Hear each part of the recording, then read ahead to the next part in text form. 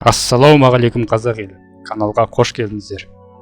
Бүгін біз өзіміз өмір сүріп жатқан жер планетасының жалғыз серігі айымыздың орнында басқа планеталар болғанда не өзгеретінін қысқаша талқылап көреміз. Ай біздің жалғыз серігіміз және жер шарына ең жақын объект. Ғалымдардың айтуынша, жерге Марспен мөлшері бірдей басқа бір протопланетаның соғылуынан ай пайда болды дейді. Катастрофа осыдан 4,5 миллиард жылдай бұрын орын алған. Соғылудың нәтижесінде жер өте ыстық, балқыған шарға айналып, одан материяның өте бір үлкен бөлігі бөлініп шығып, айға айналған дейді. Айдың жерге тигізетін әсері өте зор. Оны өздеріңіз де жақсы білесіздер.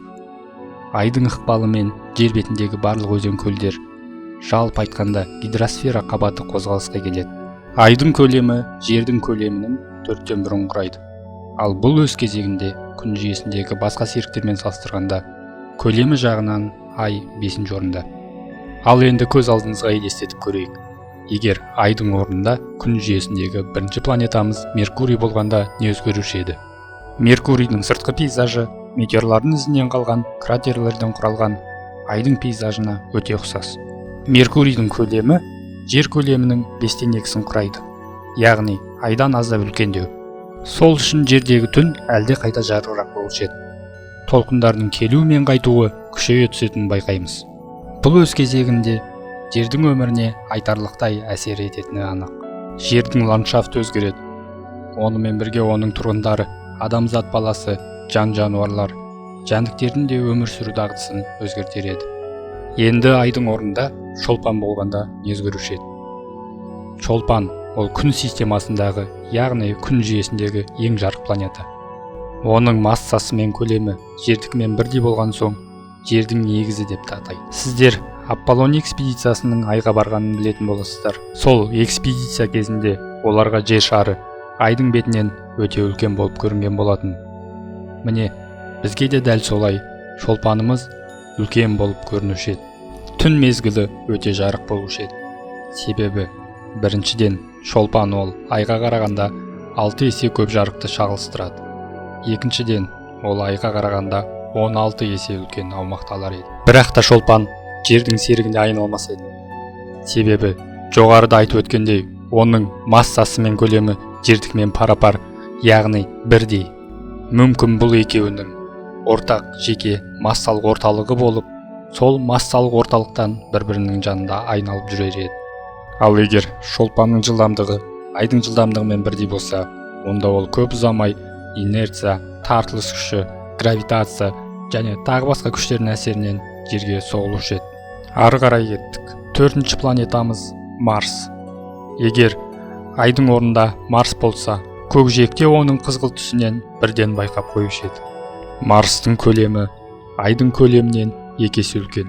Сондықтан оның ықпалы 2 есе үлкен болушы еді. Жердегі су тасқыны масштабты түрде болады. Цунамилардың биіктігі 500 метрге дейін жетіп, бір жерде су алып жатса, екінші жерде құрғақшылық орын алуы әбден мүмкін. Ал түн уақытында барлық заттар қызғылт рең алып көрінеді.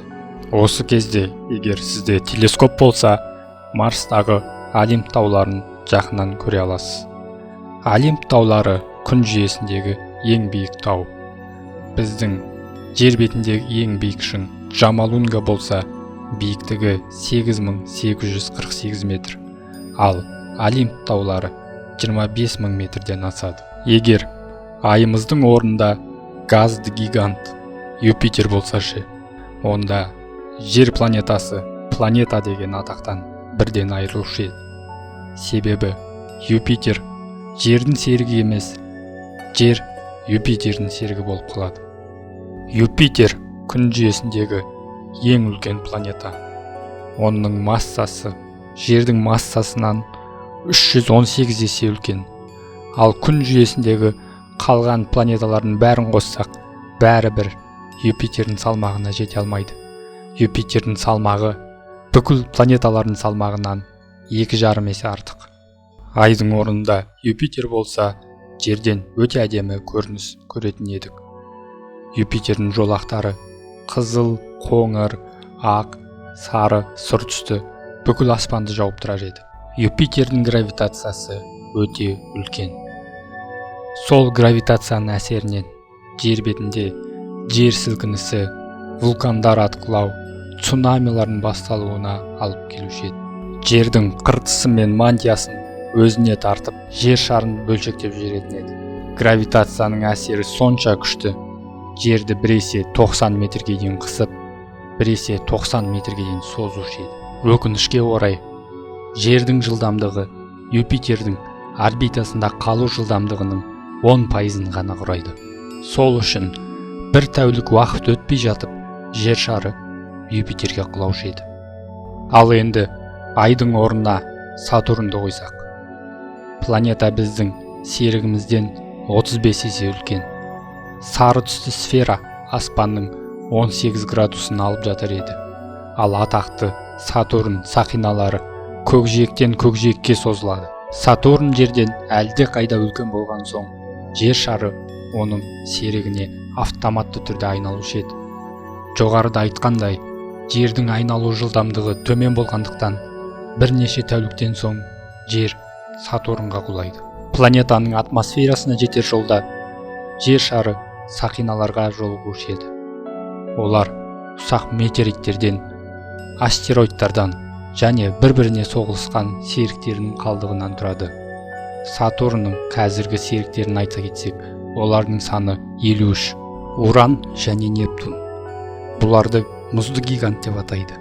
Екеуінің де көлемі бір-бірімен бірдей, бірақ жерден үлкен. Юпитер мен Сатурннан кіші. Екеуінің де бетін мұз басқан. Пейзаждары өте әдемі, көгілдір түс болып келеді. Мысалы, Нептун Айдың орнында тұр деп ойлайық. Оның көлемі Айдың көлемінен 14 есе үлкен. Нептун аспанда күннен 15 есе үлкен болып көрінер еді.